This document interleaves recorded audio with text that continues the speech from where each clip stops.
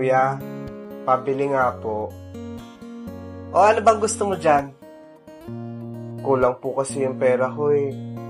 Kakaunti lang po kasi nakalakal ko ngayon. Ganun ba? O sige, okay na yan. Kahit kulang. Pumili ka na kahit anong ulam dyan. Maraming salamat po. Makikibalot lang po ng 3 ulam, tsaka 3 kanin po. Eto. Maraming salamat po.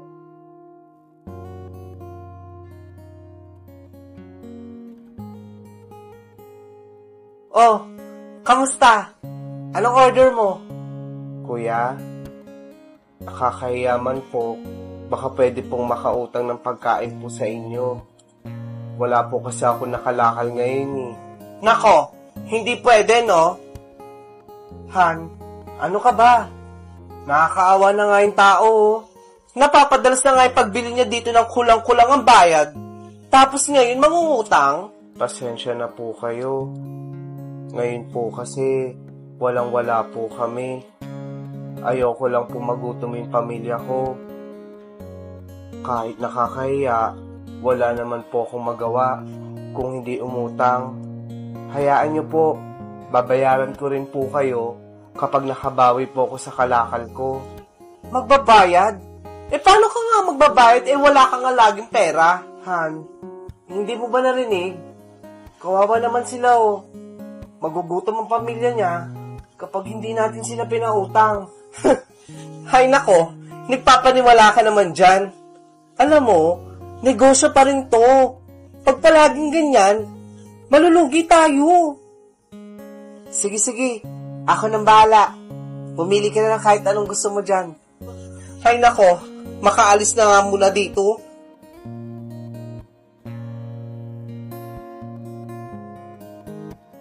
Maraming salamat po. Sana, balang araw, makabawi po ako sa inyo. Buti na lang, no? Maaga na ubos yung mga palinda natin. Teka, isasara ko muna yung... Mario? Ano nangyari sa'yo? Naku, inaatake ata yung asawa ko. Mga kapitbahay, tulungan niyo po kami. Mga kapitbahay.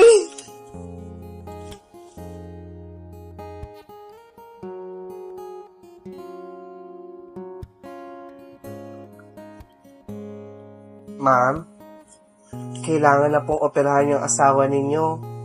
Dahil kung hindi, malalagay po siya sa alanganin. Ganun ba? Magkano naman po yung operasyon ng asawa ko? Hindi ko po masabi, ma'am. Pero, sa tingin ko po, malaki po ang magiging bill niyo po dito sa ospital para po sa operasyon ng asawa ninyo. O sige po, gawin niyo po ang lahat para po mailigtas yung asawa ko. Sige po.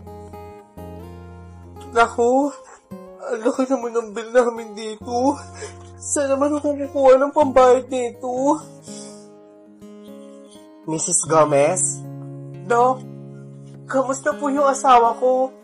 Wag na po kayong mag-alala. Ligtas na po ang asawa ninyo.